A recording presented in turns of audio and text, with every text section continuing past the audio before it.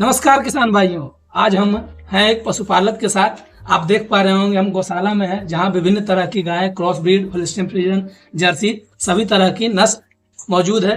हम इनसे आज बात करेंगे कि किस तरह से पशुपालन को ये आगे बढ़ा रहे हैं और इनके नॉलेज का आप लोग किस तरह से यूज कीजिएगा ताकि आपको ज्यादा से ज्यादा लाभ हो सके। अगर कोई पशुपालक खरीदने जा रहे हैं गाय या भैंस, तो उसमें क्या क्या चीजें देखेंगे तो उनको लगेगा कि नहीं ये बढ़िया भैंस है और बढ़िया गाय है? बढ़िया कुछ पहचान भैंस है? में, हाँ, बढ़िया भैंस में अगर मुर्रा का क्वालिटी का बात किया जाए तो सींग एकदम रिंग में होना चाहिए। जैसे देखिए रिंग सींग है, वो अभी मतलब कम एज का है, वो धीरे धीरे उसका भी रिंग बन जाएगा। और गर्दन लंबा होना चाहिए, पूंछ बड़ा होना चाहिए, और सबसे जो जरूरी चीज है चमड़ी, चमड़ी एकदम बारीक होना चाहिए। पतला है। और नेचर शांत होना चाहिए कि अब जैसे यहाँ पे चार आदमी नया आकर के खड़ा भी है तो इसको कोई फर्क नहीं पड़ रहा है। वही जो जानवर शांत नेचर का रहेगा वही अच्छा दूध उत्पादन जानकारी लेंगे और जानेंगे किस तरह से ये अपना गाय पालन कर रहे हैं। इनका खूबी ये रहा कि ये अपना ब्रीडिंग भी करते हैं, बाहर से सीमेंट मंगा करके अपने जो गाय हैं इनके पास होल्स्टीन फ्रीजियन है और उसका क्रॉस ब्रीड है, जर्सी है, उससे रिलेटेड एक क्रॉस ब्रीड करके नई नई प्रजाति लाते हैं और उससे अपना तरीके से पशुपालन की सेवा में लगे हुए हैं। बाकी विशेष जानकारी हम इनसे प्राप्त करेंगे। इनका स्वागत करते हैं। नमस्कार जी। नो, अपना पूरा परिचय दे दीजिए। मेरा नाम रवि रंजन है और ये मेरा गांव का नाम नारोमुरार है, जो कि बारसलीगंज ब्लॉक में नवादा डिस्ट्रिक्ट में आता है। रवि रंजन जी, जी, हमारे दर्शकों को आप अपना भूमिका बताइए कि किस तरह से आप पशुपालन में आए। आप आए या आपके पूर्वज? नहीं, हम तो नहीं आए, हम ऐसा नहीं कहेंगे कि मैं खुद आया हूँ, बट पहले से जो है घर में ये काम हो रहा था, गाय रख रहे थे लोग। लेकिन उस टाइम क्या था कि बस एक्सपेंसेस सारे उसी तरह के थे, लेकिन ये लोग थोड़ा रिकॉर्ड कीपिंग पे ध्यान नहीं दे रहे थे। तो रिकॉर्ड कीपिंग पे ध्यान नहीं था तो उससे क्या हो रहा था कि खर्चा उतना ही था, बट हमको गाय से अर्निंग नहीं आ रहा था। एक तरह से फैमिली फार्मिंग इसको कहिए, जो कि हमारे पास कोई स्टाफ नहीं है, हम लोग सब खुद कर लेते हैं। जब जरूरत पड़ा तो स्टाफ ले आए, नहीं तो स्टाफ को कोई आवश्यकता नहीं। तो उस टाइम जो है जिस तरह से रखा जा रहा था, तो नेक्स्ट जनरेशन पे हम लोग एकदम नहीं सोच रहे थे। गाय आई, गाय अगर दूध दे रही है ठीक है, नहीं तो उसको बेच दिए, फिर नया गाय खरीद लिए। लेकिन हम 2019 से इस पे थोड़ा दिमाग लगाए और जो इसका मतलब ब्रीड पे फोकस किए। ब्रीड और फीड, दो चीज पे हम लोग फोकस किए।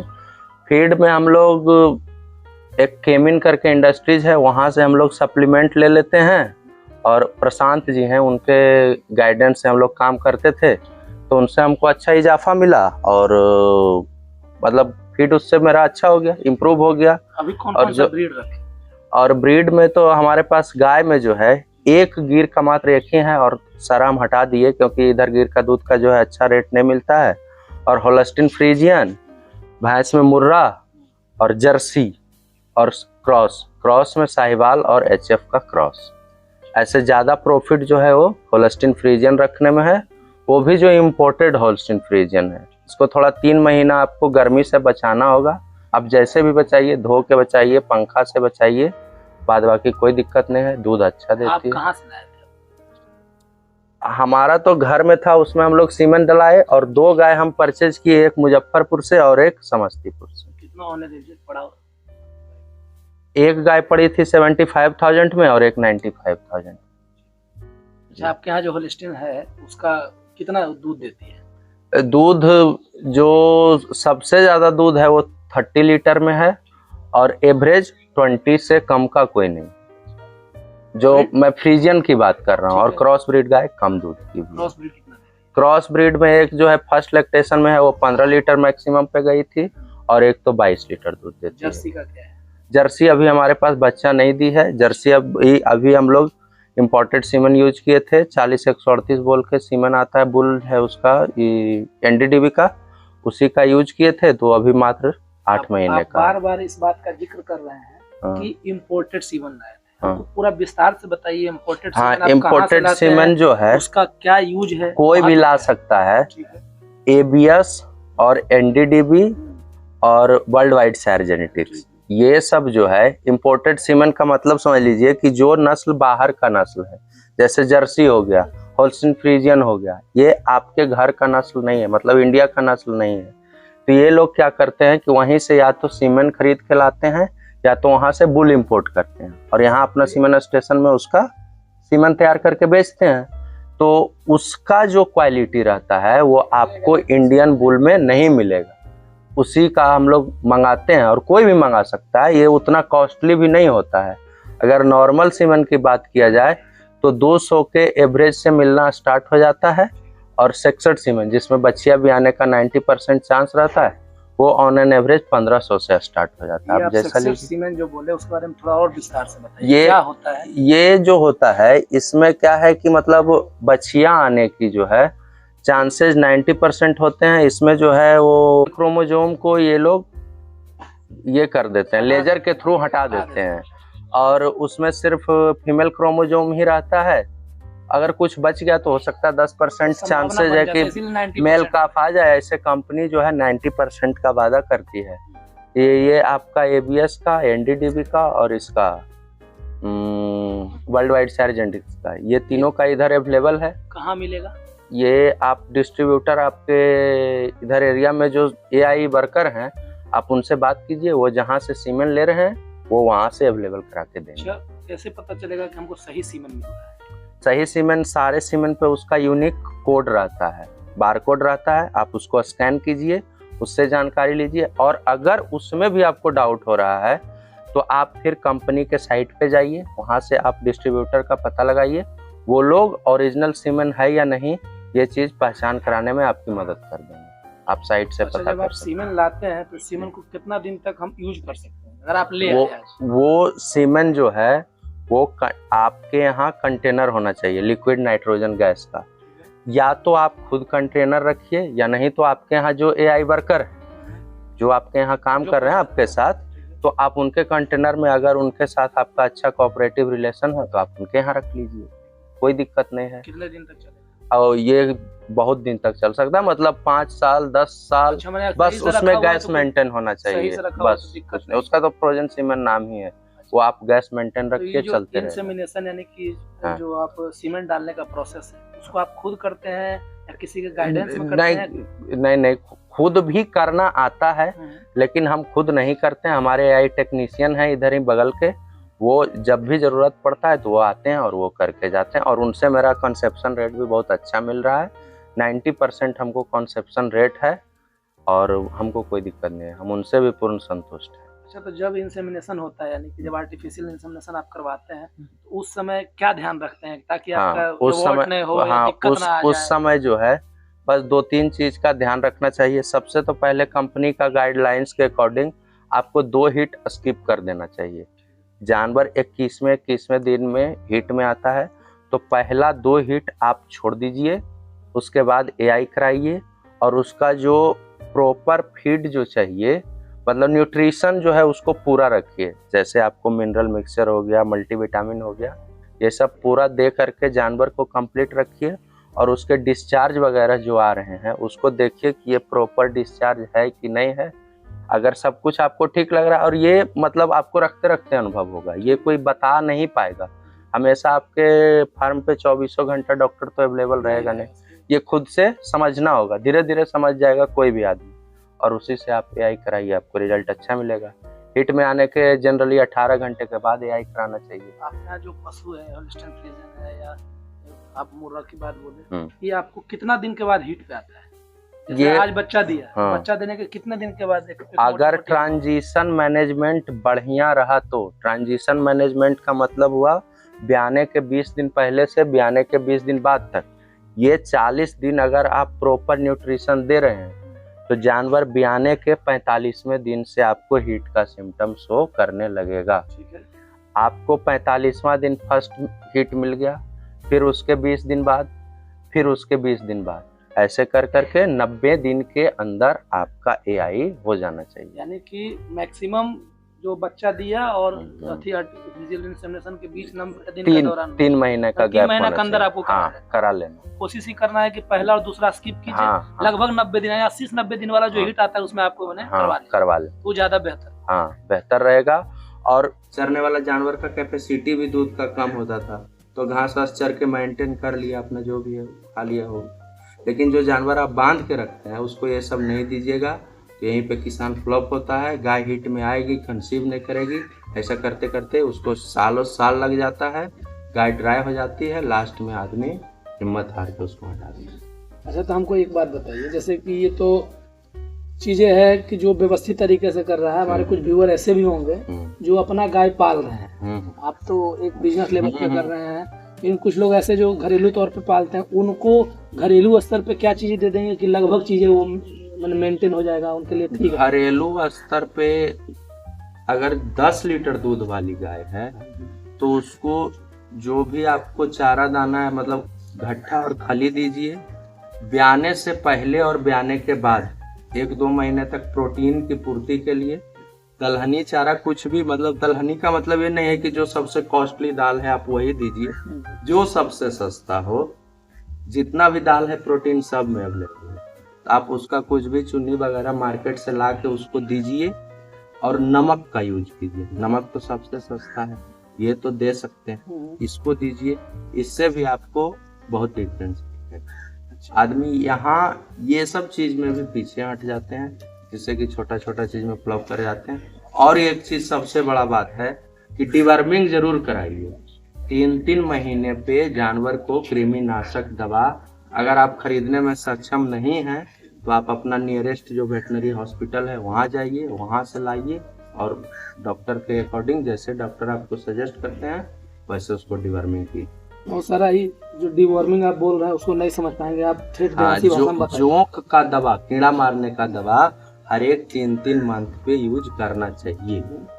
जो आपको अगर खुद से खरीदने में सक्षम नहीं है तो आप वेटनरी हॉस्पिटल जाइए, वहाँ पे आपको डॉक्टर साहब दे देंगे, उसको ला करके आप जैसा वो बताएं वैसे। जैसा कि आप सुन पा रहे होंगे कि जिनके पास पर्याप्त संसाधन नहीं है तो वो घरेलू स्तर पे चुन्नी दे करके प्रोटीन कंटेंट से रिलेटेड आप दे सकते हैं। चुन्नी आप कुछ भी यूज कर सकते हैं, आपके यहाँ जो भी दलहनी फसल है उसका प्रयोग करिए, साथ में घट्टा और आपको चोकर देना है। आप हरा घास है उसको आप दे सकते हैं। अब हम आप जानना चाहते हैं कि आप हमारे किसान भाई को ये बताइए कि बच्चा पैदा हुआ जी, उसके बाद से कितने दिन तक दूध लेना चाहिए जानवर से दूध? वो ये देखिए, कोई मतलब ये बहुत उस तरह का कॉमन सवाल नहीं है, क्योंकि दूध जो है वो जानवर के ब्रीड पे डिपेंड करता है। अगर आपका होस्टिन फ्रीजियन नस्ल की गाय है तो वो ज्यादा दूध देगी, बट अगर इंडियन ब्रीड है तो ये प्रेग्नेंट होने के 3 से 4 मंथ तक ही दूध दे पाती है। क्योंकि इसमें क्या है, इंडियन ब्रीड में जैसे ही उसके शरीर में प्रोजेस्टेरोन हार्मोन का जो है मात्रा बढ़ेगा, उसका मिल्क जो है प्रोडक्शन वो डाउन होने लगेगा। लेकिन जो बाहरी ब्रीड है उसमें ऐसा कुछ नहीं होता है, वो अपना मिल्क कंटेंट बना के रखती है। तो और दूसरा चीज, दूध का उत्पादन जो है वो आपके मैनेजमेंट के ऊपर निर्भर करता है। आपका जिस तरह का मैनेजमेंट है उस तरह का आप दूध लीजिएगा। स्टोन अभी बोल रहे थे, आप मोटा मोटी समझिए कि जब कोई बच्चा गाभिन होता है तो उसके बॉडी में ये हार्मोन बनता है। तो ये 3-4 महीने बाद देसी गाय जो होता है उसमें इतनी क्वांटिटी बन जाती है कि वो दूध देने में अपने आप कम हो जाएगा और धीरे धीरे उसका क्वांटिटी घट जाता है। लेकिन जो बाहरी नस्ल की गाय है, होलिस्टीन फ्रीजियन हो गया, जर्सी हो गया, या विभिन्न तरह का जो क्रॉस ब्रीड है, उसमें प्रोजेस्टेरोन की मात्रा उतना नहीं बन पाती, जिस वजह से वो क्या है, बनता है प्रोडक्शन को इफेक्ट नहीं कर पाता है, वो मैंने मिल्क देते रहता है। तो अच्छा हमको ये बताइए कि जिसमें मैंने लगातार मिल्क दे रही जर्सी या जो विदेशी नस्ल की गाय है, तो उसमें हमको कब रोक देना चाहिए ताकि आपके ब्याने के 60 दिन का कम से कम गैप देना चाहिए। 7वें महीने में आप उसको किसी भी तरह से ड्राई कर लीजिए। ये स्टार्ट तो आपको 6 मंथ से ही करना होगा, क्योंकि आज आप चाहिएगा तो कल जानवर ड्राई नहीं होगा। पहले इसको 2 टाइम मिल्किंग से 1 टाइम पे लाना होगा, फिर थोड़ा इंटरवल देना होगा बीच बीच में, ऐसे करके। और गाय को ड्राई करने से पहले उसका जो है फीड जो कॉन्सेंट्रेट है, जो दाना बोलते हैं आप लोग, तो उसको घटाना चाहिए और धीरे धीरे घटा घटा के दूध को कम करना चाहिए, ताकि जानवर को जो है थनैला भी नहीं हो दूध बढ़ने के वजह से। आप लोगों का ये सबसे बड़ा समस्या है, जो भी बृहद स्तर पे कर रहे हैं, थनैला सबसे ज्यादा परेशान करता है। तो हम इनसे जानेंगे कि थनैला से बचाना है या दूसरा ड्राई पीरियड में जो लाने की बातें बोल रहे थे उसके बारे में हम विस्तार से जानेंगे। हमको पूरा मेरे व्यक्ति को पूरा तरीके से बताइए कि ड्राई पीरियड तो आप बताए कि स्किप करना है, 2 टाइम से 1 टाइम में लाना है, उस दौरान और क्या चीजें करेंगे कि बीमारी से भी बचे, थनैला जैसा रोग ना हो और हमारा गाय जो है स्वस्थ रहे? उसमें ऐसा आप कीजिए कि सबसे तो पहले थनैला से बचाव के लिए सबसे जरूरी चीज है जानवर का पेट का पीएच सही होना चाहिए, समझ गए। पेट का पीएच को बैलेंस करने के लिए आप अपना जानवर का बॉडी वेट के अकॉर्डिंग 25-30 ग्राम उसको मीठा सोडा दीजिए। अगर कभी नहीं भी दे रहे हैं तो ड्राई करते टाइम थोड़ा 10 दिन दे लीजिए। और दूसरा चीज है कि अगर देख रहे हैं आप कि हमारा जानवर ड्राई नहीं हो पा रहा है, तो ऐसा स्थिति में आपको ड्राई करने का ट्यूब आता है, वो अलग अलग कंपनी बनाती है, जॉयटिस बनाती है, ऐसे इधर जो मिलता है आपको केप्रावीन के नाम से मिलता है, समझ गए। उसमें सेफालोनियम ग्रुप का ड्रग्स रहता है, उसको आप थन में चढ़ा दीजिए। एक ट्यूब एक थन में चढ़ाना है, थन में उसको चढ़ा करके फिर छोड़ दीजिए। थन मान लीजिए आप ट्यूब आज चढ़ा दिए, कल परसों चौथा दिन तक थन खुल के इतना बड़ा हो जाएगा, मतलब दूध के प्रेशर से। कुछ घबराना नहीं है, कुछ थन से दूध नहीं निकालना है, वो धीरे धीरे नॉर्मल हो जाएगा, कोई दिक्कत नहीं आएगी। उससे आपका गाय एकदम एक साथ चारों थन में चढ़ाना है कि एक एक करके चढ़ाना है? एक एक करके, लेकिन चारों थन में एक ही टाइम में। हाँ, 4 अलग अलग ट्यूब लेकर के चारों थन में एक एक ट्यूब चढ़ा देना है। इससे आपकी गाय 60 दिन के लिए सेफ हो गई, मतलब उस लैक्टेशन में फिर आपको ड्राई मैस्टाइटिस नहीं होगा। और ड्राई मैस्टाइटिस सबसे खतरनाक इसलिए है क्योंकि यहाँ पे पशुपालकों को पता नहीं चलता है। अभी अगर मिल्किंग में पशु है तो आप डेली उसका दूध निकाल रहे हैं, तो आप डेली मॉनिटर कर रहे हैं कि इसका दूध में कोई बदलाव आ रहा है, क्या है, कैसे। लेकिन जब गाय ड्राई हो जाती है तो ऐसा स्थिति में तो पता नहीं चल पाता है किसान भाइयों को कि क्या हो रहा है, नहीं हो रहा है। तो ऐसा स्थिति में आप जो है MHB का ही आता है दवा का यूज कीजिए। अच्छा, आप तो इतना दिन से पाल रहे हैं, ऑब्जर्व भी कर रहे होंगे, कौन कौन सा रोग और होता है? थनैला हो गया, और कौन कौन सा रोग है, उसको उसके रोकथाम कैसे कर सकते हैं? प्रिवेंटिव और क्यूरेटिव दोनों बताइएगा। एक तो रोग ना हो उसके लिए क्या करें, अगर हो गया हो तो क्या करें, आप दोनों चीज। जैसे देखिए, अभी सबसे बड़ा रोग जो है वो इस सीजन का, इसमें अभी मेन रूप से 3 बीमारी बहुत ज्यादा होता है इस सीजन में, बरसाती सीजन में, जिसको कि बरसाती रोग होता है। एक हो गया सर्रा, दूसरा हो गया रेड वाटर जिसमें जानवर लाल पेशाब करता है, और एक है एनाप्लाज्मोसिस। ये सब प्रोटोजोअल बीमारी हैं। इसमें आप सर्रा जो है जनरली डांस मक्खी के काटने से होता है। एक जानवर में अगर ट्रिपैनोसोमाइसिस हो गया तो दूसरा में फिर वो डांस मक्खी ही फैलाता है, इसके ब्लड को लेकर के गया तो उसमें फैलाता, उससे हो गया। और ये जो रेड वाटर है ये चमोकन से होता है जनरली। तो ऐसा मतलब बरसाती रोग में थोड़ा आपको साफ सफाई का ज्यादा जरूरत है। चमोकन शरीर में नहीं होने दे, उसके लिए जो दवा है उसका यूज करें कि जिससे कि जानवर के शरीर में चमोकन इस सब ना हो। और इम्यूनिटी बूस्टर प्रोडक्ट का मतलब है मल्टीविटामिन, मल्टी मिनरल, ये सब ठीक ठाक मात्रा में यूज करें और साफ सफाई रखें जिससे कि नहीं हो। और कुछ रोग है जैसे foot and mouth disease, lumpy skin disease, जो जानवर के शरीर पे पित्ती जैसे, ये सब के लिए वैक्सीन आता है जो हर एक वेटनरी हॉस्पिटल में अवेलेबल है।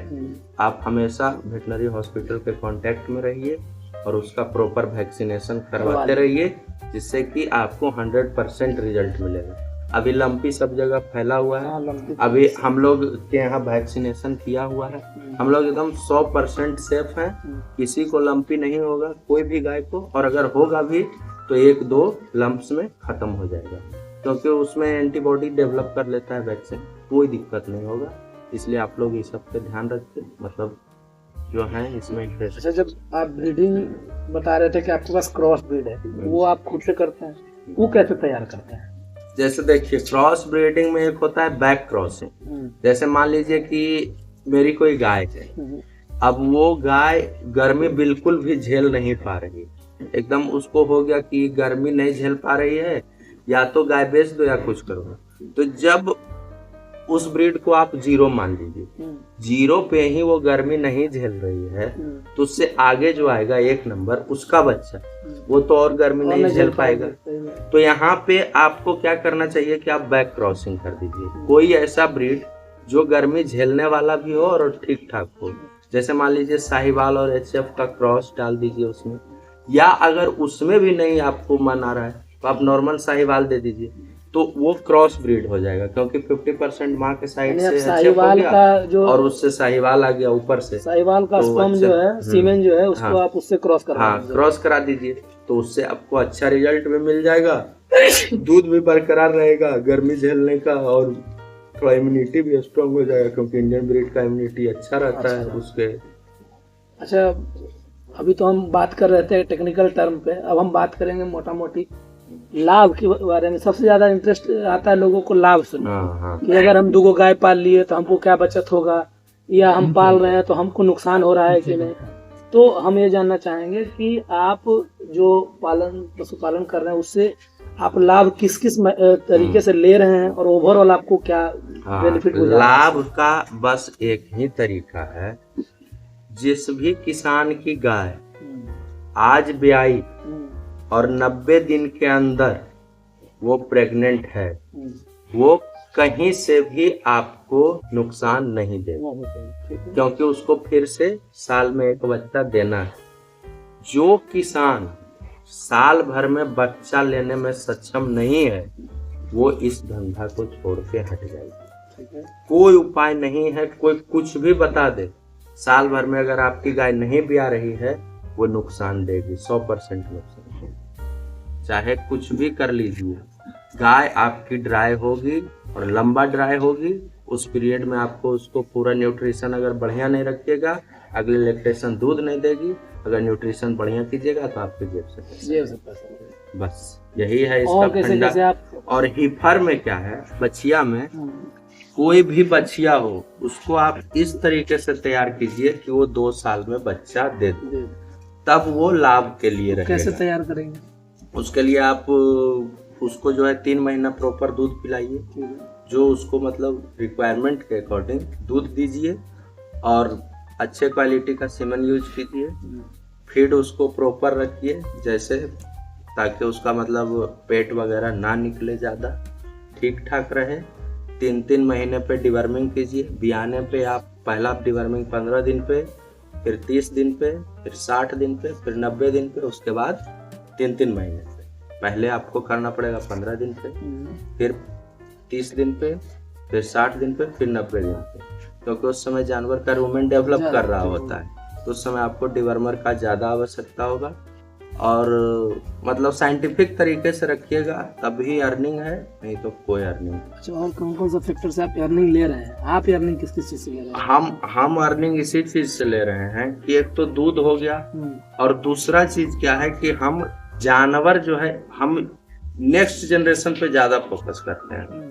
तो हम जैसे ही अगर 3 बच्चियां मेरी तैयार होगी, अगले साल 3 बच्चियां गाय बनेगी, उस समय मैं पीछे का 3 गाय जो मेरे पास अभी ऑलरेडी गाय है उसको मैं बेच दूंगा, तो उससे जो है एक मोटा पैसा अर्निंग होता है। और यही सब चीज इधर के किसान जो है वो उस पर उतना फोकस्ड नहीं रह पाते हैं, ऐसा नहीं करते हैं, इसलिए उनका अर्निंग मार्क। दूध से कैसे अर्निंग ले रहे हैं? कितना अर्निंग हो रहा है? दूध जो है मेरा डेयरी में जाता है, और दूध का पहले तो था मोटा मोटी 40 रुपए, लेकिन अब तो फैट के ऊपर आ गया है।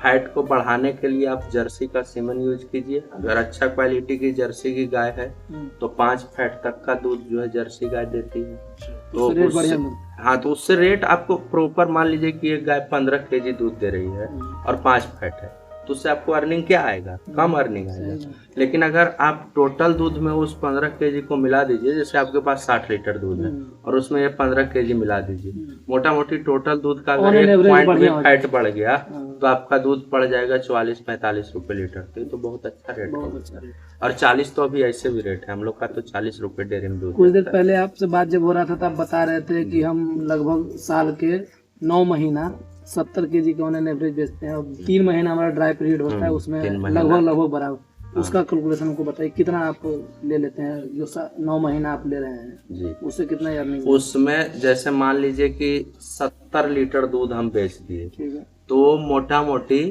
80,000 रुपया के हिसाब से, 80 कुछ ज्यादा कुछ हाँ, अर्निंग आया। उसमें मक्का जो है वो हम एक बार सीजन में खरीदते हैं। ठीक है। तो मक्का हम खरीद लिए सीजन में, और गेहूं घर का हो गया। अगर उसका भी कॉस्ट जोड़िए तो कोई बात नहीं है, उसको भी जोड़ सकते हैं। तो मक्का जो हम सीजन में खरीदते हैं, तो एक बार अगर मान लीजिए कि हम 65,000 रुपया का मक्का खरीद लिए, तो उसी में मेरा चल जाएगा। और अब खरीदने का हमको क्या रह गया, चोकर और प्रोटीन के लिए चुन्नी और खल्ली, यही 3 चीज हम खरीदते हैं। तो ये 3 चीज में हम 20,000 25,000 रुपया में तो हमारा आराम से हो जाता है। और उस समय हमको थोड़ा मोटा लगता है, तो मान लीजिए कि 20 दिन 25 दिन का लगा दिए तो 65,000 70,000 में मक्का खरीद के एक बार लेके आ गए। उस समय मक्का मिलता है 2,000 रुपये क्विंटल, और 1,900 रुपये क्विंटल भी मिल जाता है। और अगर सीजन से थोड़ा भी ये हो जाइए तो 2,500 रुपये तक चल जाता है। थोड़ा दिमाग लगाने का है। तो मैंने जो ऑन सीजन रहता है उस समय आप मक्का ले लेते हैं। हाँ, बाकी इस समय में आपके यहाँ गेहूं मिल जाता है और चुन्नी भूसी का आप प्रयोग करके हाँ खरीद लिए। जो चीज मार्केट में सस्ता है उसी से इसको रखना है। पहले हम दोनों टाइम धो देते हैं इसको, तो साफ डेली हो ही रहा है, बात तो इससे ज्यादा और क्या चाहिए। अच्छा, थोड़ा देर पहले आप बता रहे थे कि वो कॉमन दवाई है भूख लगने वाला, जिनमें उठा है, कौन सी दवाई है और कब देना चाहिए? भूख लगने के लिए तो हिमालयन बतीसा ये सब जो है कि तो फ्री में आपको गवर्नमेंट हॉस्पिटल में मिल जाएगा। जब भी जैसे जानवर बच्चा देने वाला रहता है तो थोड़ा कम खाता है, उस टाइम यूज कर लीजिए। बच्चा देने के 2-3 दिन बाद से फिर वो खाना कम करेगा, ब्याया तो उस समय, तो सब टाइम में थोड़ा यूज कर लीजिए। ब्याने के बाद थोड़ा कैल्शियम का डिफिशियंसी होता है, तो आयोनिक जेल फॉर्म में कैल्शियम मिलता है मार्केट में, कोई भी ले लीजिए।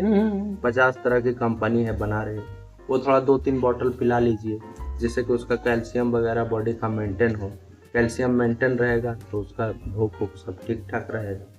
अच्छा, एक और समस्या जानवरों में अफरा रोग, इसके बारे में थोड़ा सा हमको बताइएगा कि कैसे नोटिस करते हैं, उसको कैसे ठीक कर सकते हैं? अफरा रोग जो है, इसमें क्या है कि ये सीधा आपका क्या जानवर को आप खिला रहे हैं उससे इसका रिलेशन है। पेट संबंधित बीमारी है तो जो खाना खाएगा उसी से होगा।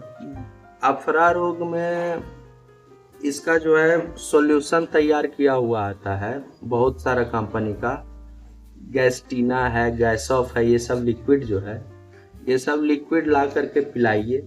और जिसके पास ज़्यादा जानवर है उसको तो कुछ बेसिक दवा जो है वो घर में रखना चाहिए। तो उसमें जैसे मान लीजिए कि एंटीबायोटिक हो गया, तो मॉक्सल एक एंटीबायोटिक है, उस सब को रखना चाहिए। एविल हो गया, फीवर के लिए मेलोनेक्स प्लस हो गया, ये सब मतलब ये सब डेली यूज का चीज़ है कि कभी भी जरूरत पड़ा तो आप यूज कर सकते हैं। और ये सब प्रेगनेंसी सेफ दवा है, तो आप प्रेग्नेंट नॉन प्रेग्नेंट दोनों पे यूज कर सकते हैं।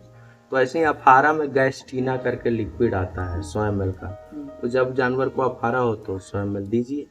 फिर देखिए कि क्या कंडीशन है। अगर पेट में ज़्यादा दर्द है, बेचैन हो रहा है जानवर, तो उसके लिए एक इंजेक्शन आता है स्पास्मोवेट का यूज कीजिए। और उसके बाद फिर अपना देखिए कि जानवर ठीक हो रहा है कि नहीं। बताइए हमको कि आप कैसे देखते हैं कि हमारा पशु जो है लगता है बीमार पड़ गया, इसमें क्या क्या ऑब्जर्वेशन करने लायक चीज है? सबसे पहला ये रूमिनेंट है। रूमिनेंट का मतलब पागुर करने वाला जानवर। तो अगर रूमिनेशन पागुर करना रुक गया तो बीमार है, जानवर सुस्त हो जाएगा, झुंड से साइड हो जाएगा, चारा दाना कम कर देगा। अगर आपको लगे कि आपका जानवर बीमार है या सुस्त खड़ा है, तो सबसे पहला काम एक आम किसान कोई भी कर सकता है कि उसका टेम्परेचर चेक कीजिए। उसका टेम्परेचर चेक कर लीजिए। उसके बाद देखिए कि अगर कोई कॉमन चीज है उसका हम खुद से ट्रीटमेंट कर सकते हैं तो करिए, या अगर नहीं पॉसिबल है तो तुरंत इमीडिएट डॉक्टर से कांटेक्ट कीजिए। क्योंकि आजकल जानवर महंगा हो गया है। तो थोड़ा सा भी एक्सपेरिमेंट कीजिएगा और अगर जानवर का नुकसान हो गया तो फिर क्या फायदा। इसलिए करना है, लेकिन ध्यान में रखते हुए करना है कि खुद से टैकल कर लेंगे या नहीं कर लेंगे। नहीं कर लेंगे फिर डॉक्टर से कंसल्ट कीजिए। मतलब इनका कहना यही है कि अगर आप पशुपालन कर रहे हैं तो आपको कुछ चीज़ों का ध्यान रखना पड़ेगा। जैसे कुछ दवाइयाँ जो सजेस्ट किए हैं उसको अपने पास रखिए। दूसरा, अपने जानवर के आसपास ऑब्जर्वेशंस रखिए ताकि आप उसको देखिए। अगर पाउर करना बंद कर दिया या सुस्ती है, खाना खाना छोड़ दिया, तो आप डॉक्टर से संपर्क करिए। साफ सफाई का आपको ध्यान रखना है। सही तरीके से आपका जो गौशाला होना चाहिए उसमें पानी ना जमे और साफ सफाई तरीके से हो। इनके पास जो नस्ल है उसको गर्मी के लिए पंखा की व्यवस्था, बाकी व्यवस्था करना है। और खाने के लिए प्रॉपर तरीके से इन्होंने बताया कि बच्चा देने से 20 दिन पूर्व और 20 दिन बाद तक आपको प्रॉपर तरीके से मिनरल और उसके खाने का अगर तरीके से रखिएगा तो आपका जो जानवर है वो हिट समय से आएगा। अगर आपका पशु सालाना एक बच्चा नहीं दे रहा है तो आप समझिए कि आप नुकसान में जा रहे हैं, 100% लॉस में जाइए। तो उस समय आपको ध्यान रखना है कि आपको इस तरह से पशुपालन करना है ताकि आप लॉस में ना जाएं। साथ ही साथ इनका कहना है कि जो भी छोटे स्तर पे कर रहे हैं, जिनका दूध जो है वो 10 केजी 15 केजी का दे रहा है और वो बृहत स्तर पे नहीं कर सकते हैं, तो कम से कम अपने पास वो चारा, भूसी, दाना का व्यवस्था रखिए। प्रोटीन कंटेंट से रिलेटेड चीज़ें दीजिए, हरा घास दीजिए। और अगर जानवर को किसी तरह का रोग हो गया हो तो आप ध्यान दीजिए, और ना समझ में आ रहा हो तो खुद से उसको एफर्ट नहीं लगाना है ताकि जानवर आपका ज़्यादा बीमार पड़ जाए। आपको एक बढ़िया डॉक्टर का परामर्श लेकर के उसको ठीक करवाइए, दिखवाइए। जितना जल्दी जानवर ठीक हो जाए, क्योंकि जानवर अगर जितना ज़्यादा दिन बीमार रहेगा उतना लंबा रिकवर का टाइम लेगा और उतना उसका दूध का उत्पादन जो है वो घटेगा। अगर प्रेग्नेंट जानवर है, ज़्यादा दिन बीमार है, मतलब स्ट्रेस में है, हो सकता है जानवर एबॉर्ट कर जाए। अगर एबॉर्शन हो गया तो फिर आपको बहुत बड़ा नुकसान हो गया वो आपके लिए।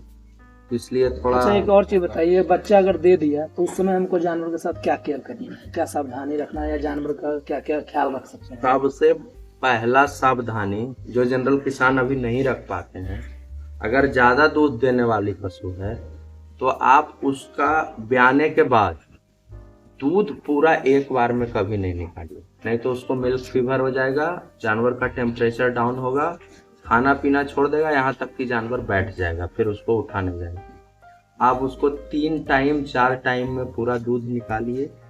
और जानवर जब बच्चा दे तो उसको आयोनिक फॉर्म में जो है कैल्शियम आता है उसको पिलाइए। उसका यूट्रस का जो है साफ सफाई का जो दवा अवेलेबल है मार्केट में, तो हाथ धोना पड़ जा रहा है, गलत तरीके का इलाज हो जा रहा है, तो आप इतना दिन के अनुभव में ये बताइए कि किन से बचना चाहिए और कहाँ जा करके संपर्क करें कि हमारा सही इलाज हो सके। जैसे देखिए, पशुपालक सबसे बड़ा गलती क्या करते हैं कि जो AI टेक्नीशियन सीमेन लेके घूम रहा है उसको डॉक्टर समझ लेते, और डॉक्टर समझने का भूल जो है उनका कि पता तब चलता है जब वो डॉक्टर साहब कोई बड़ा बीमारी में आपके साथ मतलब कि उनका सामना हो जाए। अगर छोटा बीमारी है, जानवर भींग गया, फीवर आ गया, ये हो गया वो हो गया, तो कोई बीमारी है ही नहीं है। ये तो बस एक नॉर्मल सा जो है कि हुआ इसको जानवर को, थोड़ा कोई कॉमन एंटीबायोटिक वगैरह दे के इसको हम ट्रीट कर लिए। लेकिन जब कोई बड़ा बीमारी आ गया, जैसे कि सर्रा हो गया, रेड वाटर हो गया, मिल्क फीवर में ही थोड़ा क्रिटिकल केस आ गया, ऐसा स्थिति में डॉक्टर आपको जो है रिजल्ट नहीं दे पाएंगे। इसलिए इसमें कोई ये कहना कि फलाना डॉक्टर साहब ठीक है, ये भी उचित बात नहीं है, किसी एक को टारगेट करके नहीं। लेकिन जो आपके वेटनरी हॉस्पिटल में डॉक्टर हैं वो थोड़ा पढ़ाई पढ़ के आते हैं तो उनका रिजल्ट ठीक ठाक मिल जाएगा। दूसरा चीज, जो डॉक्टर का फीडबैक फील्ड में अच्छा है उनके कंसल्ट में रहिए। और ये तो आपको खुद डिसाइड करना पड़ेगा कि किनका फीडबैक अच्छा है।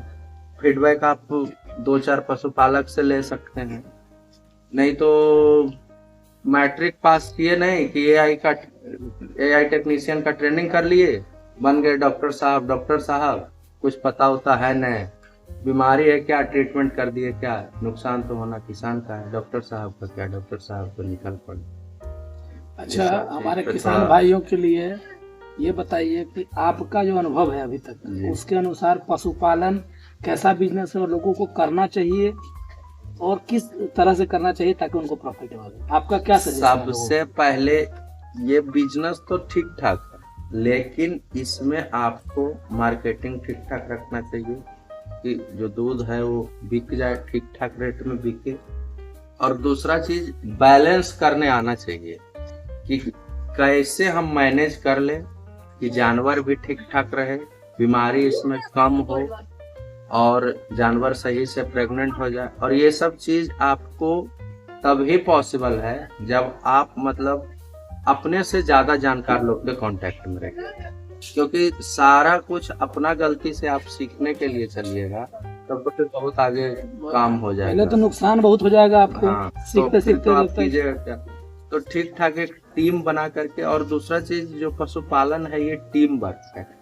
कोई एक किसान कोई छोटा सा चीज अगर मंगाना चाहेगा तो उसको मिलेगा नहीं, लेकिन अगर 5 किसान का टीम है तो मान लीजिए कि गवर्नमेंट सप्लाई में अभी FMD का वैक्सीन नहीं आया है, अभी हमको FMD का वैक्सीन चाहिए।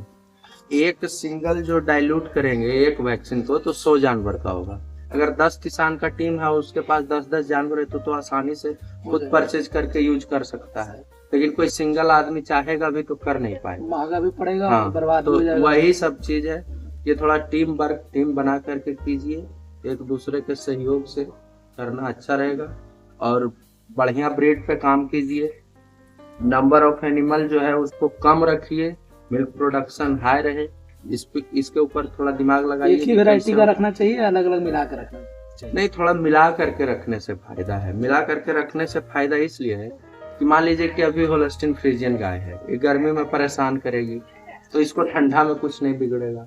क्रॉस ब्रीड गाय, उसको गर्मी में कुछ नहीं होगा तो उसको ठंडा में थोड़ा बचा के रखना है। तो थोड़ा बैलेंस रहने से क्या होगा आपका कि आप ज्यादा परेशानी में नहीं पड़िएगा। नहीं दूध तो भी फिर आपका सही तरीके से मिलता है। नहीं तो फिर आपको क्या होगा कि पूरा गर्मी आप परेशान हो गए, अगर क्रॉस ब्रीड रखे तो पूरा ठंडी परेशान हो गए। तो थोड़ा कौन नस्ल की गाय है जरा हमको बताइए। ये देखिए,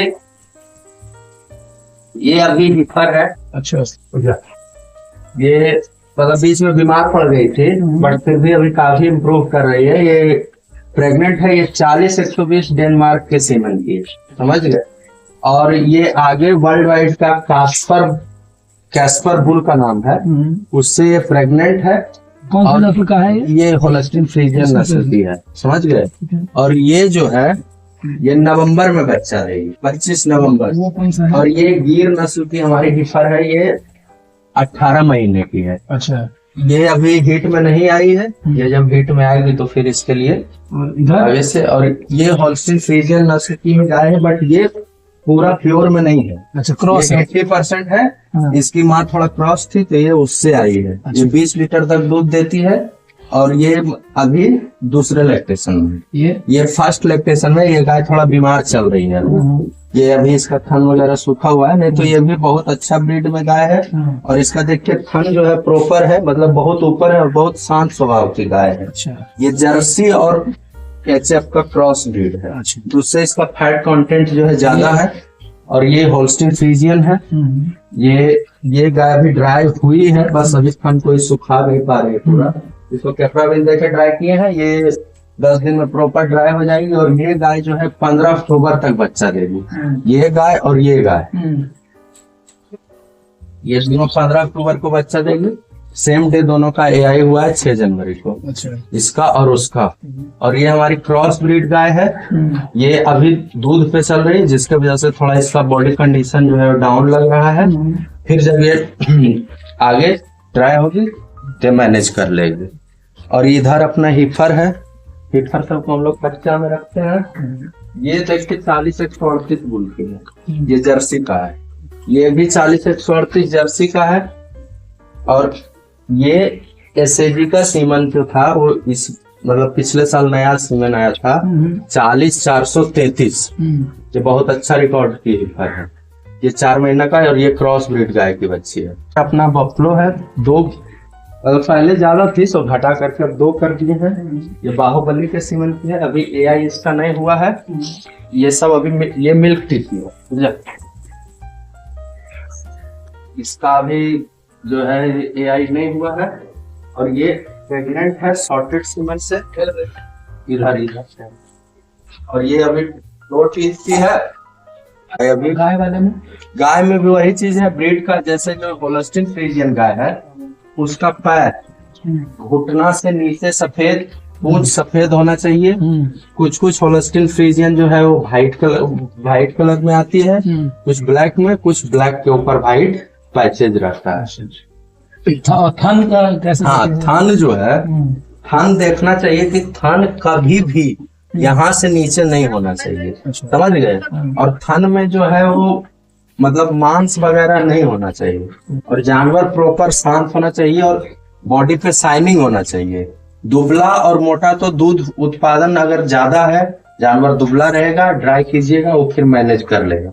और थन के ऊपर जो है थोड़ा वेन्स वगैरह होना चाहिए, और ये मिल्क वेन वगैरह ठीक ठाक होना चाहिए। और जानवर शांत होना चाहिए कि कोई छुए भी तो उसको कोई इरिटेशन ना हो। अगर आपका जानवर शांत नहीं है, चंचल है, आपको छूने होने से दौड़ रहा है, तो समझिए कि कहीं ना कहीं क्रॉस ब्रीडिंग उसमें हुआ पड़ा है। वो जानवर जो है वो उतना उत्पादन नहीं। हमेशा क्या होना चाहिए? ढालुआ होना चाहिए, ताकि किसी तरह का पानी नहीं जमे। पंखे की व्यवस्था की गई है, वेंटिलेशन की व्यवस्था की गई, ताकि एयर का वेंटिलेशन हो सके, ताकि जो गाय है या जानवर है उसमें गर्मी कम लगे, उसको वेंटिलेशन होते रहे, ताकि रोग वगैरह व्याधि नहीं रहे। बैठने के लिए देखिए व्यवस्था किया गया है, ताकि उसको बैठने में सहूलियत हो, दिक्कत ना हो। तो आपको भी अगर आप पशुपालन करने जा रहे हैं तो आपको एक प्रॉपर तरीके से गौशाला होना चाहिए, और इन सब चीजों का नॉलेज होना चाहिए। और इन सारी चीजें जो रविंद्र जी साझा किए उनका नॉलेज होना चाहिए। आप अगर नया गौशाला खोलने के प्रयास कर रहे हैं, पशुपालन में जाना चाहते हैं, तो पहले आप पशुपालक से जाकर के मिलिए, आसपास से उनसे जाकर के अनुभव लीजिए, फिर अपना रोजगार रहे थे। एक पशुपालक जो कि काफी अनुभव रखते हैं, काफी दिनों से इनका परिवार इसी बिजनेस में जुड़ा हुआ है। इनका अनुभव उम्मीद है कि आपको काफी मदद पहुंचाएगा, और आप इनके कहे गए बातों को तरीके से समझते हुए अगर आप पशुपालन करेंगे तो आपको नुकसान नहीं, बल्कि पशुपालन एक अच्छा बिजनेस के रूप में आपको समझ आएगा, और ज़्यादा से ज़्यादा आप लाभ ले पाइएगा। इसी तरह की जरूरी जानकारी और बढ़िया जानकारी के लिए आप हमारे चैनल से जुड़े रहिए। आप हमारे चैनल को लाइक, शेयर, सब्सक्राइब कीजिए, अपने परिवार के साथ शेयर कीजिए और हमारा समर्थन कीजिए, ताकि हम इसी तरह का कंटेंट आपको लाते रहें। और इतना विशेष जानकारी देने के लिए अपने और अपने पूरे दर्शकों से आपको बहुत बहुत बधाई। और आप इस तरह से पशुपालन कर रहे हैं, जैसे लग रहा है कि प्रॉपर आप एक्सपर्टाइज लिए हुए हैं, जो कि अनुभव का देन है, समय के साथ मिलता है। तो इनका अनुभव बहुत बहुत शुभकामनाएं। आपका लाइक, सब्सक्राइब सब बढ़े, लोग धन्यवाद। देखें बहुत सारा। हमारा उद्देश्य यही है कि आप जैसे पशुपालक जो हैं, लोगों के लिए जानकारी का स्रोत बनिए। बहुत सारे ऐसे पशुपालक हैं जो काफी शुरुआत तो कर देते हैं, लेकिन काफी उनको नुकसान हो जाता है। जैसा कि आप बताया, कुछ गलत डॉक्टर के संपर्क में आ जाते हैं, जानकारी के अभाव में वो बहुत तरह की चीजें कर जाते हैं, जिस वजह से उनको नुकसान हो जाता है। उम्मीद है कि आपके नॉलेज का यूज करते हुए उनको कम से कम नुकसान होगा और ज़्यादा से ज़्यादा प्रॉफिट होगा। इसी के साथ जय भारत, जय किसान, जय बिहार। धन्यवाद।